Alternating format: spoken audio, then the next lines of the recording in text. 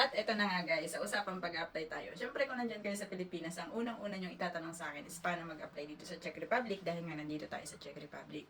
Pero guys, ang dami ko na na-release na video na to. But unfortunately, may mga hindi pa rin siya nakakakita. Makikita mo talaga sa comment section how to apply po, paano kayo nakapunta dyan. So eto na, summary na natin. So unang-una nyong gawin guys, siyempre hanap kayo muna ng agency. Ang hanapin nyo ang mga legit na agency. So ang alam kong legit na agency guys is kagaya ng Venture, siya yung nagpali sa akin. So wala akong ano dito ha, wala akong ano sa mga agency na to. Kumbaga, sinasabi ko lang sa inyo kasi yun yung alam ko may mga napalis na or nandito na. So, ang Venture agency ko, ang EarthSmart, ito yung agency na ka-tie up ng agency ko dito. Ang, ano pa ba? Prime Search, yan. Mga mostly mga lalaki na papalis nito. Ang HMO, ang ADI staff, yan, mga warehouse mostly na papalis nitong ADI. So, yan yung mga alam ko na agency. Siyempre, marami pa mga agency. Maghanap kayo. May mga vlogger din na nagsasabi na ito yung mga agency nila na hindi ko kasi masyadong kilala or hindi ko siya masyadong, ano no. Pero, pwede kayo makahanap sa Google. Punta lang kayo kay Google, kay Mr. Google. Mag-type lang kayo doon, legit agency in Czech Republic. Marami na po doon lalabas. So, tingnan nyo lang guys, no. Tingnan nyo lang kung yung agency na yon is meron siyang license. POEA license number. So, yun yung isa sa proof na talagang legit yung agency nyo. Pero ako po ay galing ng Venture. Actually, ngayon, parang nagbago na yata yung address nila. Hindi na dun sa dating, sa malapit sa duty free. I think, iba na yung address nila. May nag-comment kasi sa akin na iba na daw yung address. Hindi ko pa natingnan kung ano yung updated address nila. But, galing po ako ng Venture. So, yan. Anyway, yan ang una nyong gagawin. Kung paano mag-apply, syempre hanap po na kayo ng agency. Paghanap nyo ng agency, tingnan nyo kung may online sila, meron silang hiring. Pwede rin kayo mag-walk-in. May mga agency na hindi nagpapa-walk-in, pero mostly ng mga agency is okay lang ang walk-in. Dala kayo ng updated CV nyo. Updated siya guys updated CV nyo. Kahit yun lang muna yung dala nyo pag nag-walk-in kayo. So, guys, kapag first timer, ibig sabihin hindi pa kayo nakapag-ibang bansa. So, ang mostly na requirements nyo na kailangan after, kumbaga after na ng interview, something like that, kailangan nyo ng apostilled NBI, yan, yung inyong PSA birth certificate, kailangan nyo rin yan, and yung mga COE nyo. So, itong COE at saka yung inyong sa TOR kung kayo ay nag-college, and then, ano nga ba yun? Form 137 kung kayo naman ay nag-high school. Sa tanong kung okay lang bang high school graduate, so okay lang pong high school graduate. Actually, meron pang ang iba na nakakaalis na hindi siya high school graduate, pero merong skill. Ibig sabihin, pwedeng welder, or driver. So, ganyan. Basta may skilled, kahit hindi siya tapos ng pag-aaral, nakakapasok talaga siya sa Czech Republic.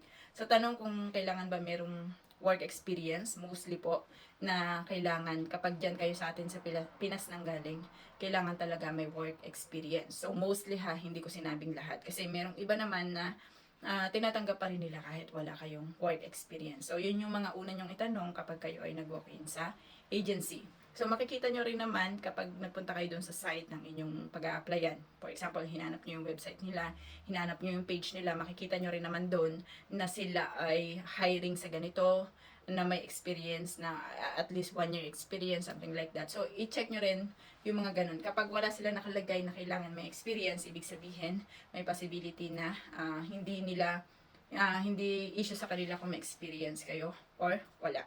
So, ano pa, kapag kayo naman ay ex-abroad, nabanggit ko kanina kapag first timer, kailangan nyo ng NBI, apostilled NBI, PSA, and COEs. Syempre, kailangan passport, syempre number 1 naman na yun. Kapag naman ex-abroad kayo guys, lalo na kung 3 years below pa lang kayo yan sa atin sa Pilipinas, may additional kayo na requirements, which is yung apostilled police clearance sa bansa na pinanggalingan nyo. Well, paano naman po kung wala akong apostilled police clearance sa bansa na pinanggalingan ko? It's either kukuha ka or susundin mo yung payo ng iyong agency. Ano yung payo ng inyong agency? So, pakinggan nyo na lang kung ano yung papayo nila sa inyo. Or tanungin nyo sila, ma'am, paano yun? Wala akong apostilled police clearance. So, wala po bang ibang other way? So, ganito yung the way ng pagtatanong nyo. Wala po bang ibang other way para hindi na po ako or no need na po ako kumuha ng apostilled police clearance? So, sila yung tanungin nyo kung ano yung sasabihin nila sa inyo. So,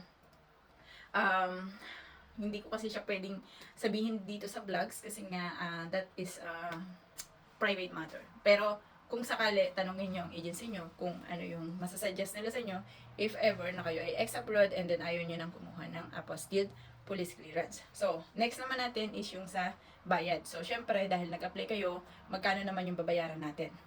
base now ha, sa visa natin is nasa 15,000 na siyang mahigit. In peso to. So guys, ito ay one-time pay lang, ang 15,000 mahigit.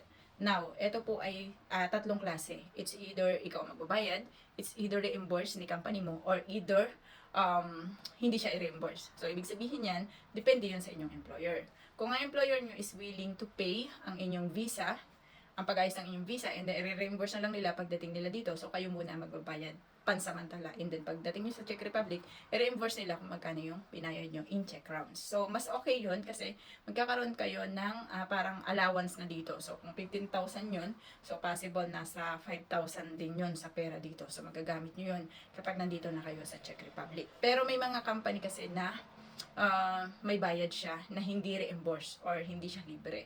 So, kayo talaga mag-shoulder. Kung kayo mag-shoulder, nasa 15,000 po yun.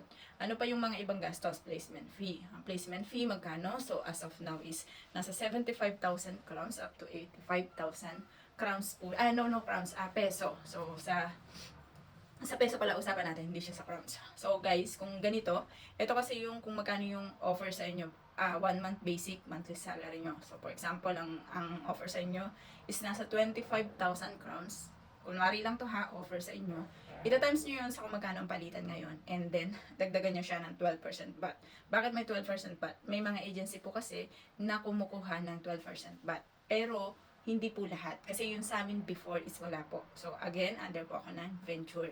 So, wala kami. Kung magkano ang amin na monthly, for example, noong time ko kasi is nasa 16,000. 16,000 crowns yung aking monthly, basic monthly salary. So, basic siya ha. Sa basic, ibig sabihin yung tariff nyo. Yung pinaka-offer sa inyo for a whole month. Ito yung offer sa akin, 16,000 nung panahon na yun, way back 2022. And then, yung 16,000 crowns, ito times mo siya sa kung magkano yung palitan nyo yun. Pero sabi ko nga sa inyo, 2022 pa yun. Ngayon kasi possible na may offer sa inyo is 23 or 25, 27, 30. Depende yan sa offer sa inyo. So, magdidepende dyan kung magkano ang inyong placement fee. Sino ba ang sumasagot ng inyong airfare ticket? Halos lahat po ng agency na alam ko is employer ang sumasagot ng airport ticket. What if tungkol naman to sa medical. Ang medical is maselan, yes, kapag sa ibig sabihin yung Ishihara test, yung mayroon siyang colorblind, medyo maselan sila pagdating doon. So, meron akong alam na nandito na siya, 1 week na siya dito, pumasa siya sa Pilipinas sa Ishihara test, pero pagdating po dito sa Czech Republic is bumagsak po siya. So, no choice kundi mapauwi siya. Ang other way, para hindi siya mapauwi is kung yung kanyang agency na dinatnan dito is nakahanap ng ibang employer na pumapayag sa colorblind or bagsak sa Ishihara test. So, medyo mahirap yun, no? Medyo mahirap yung case na gano'n. So, ano pa ba? So, yun lang, no? Yun lang yung mga possible na mga questions na masasabi ko. And again pala, doon sa age and height limits, sa age is 46, mostly, and height is nasa 160.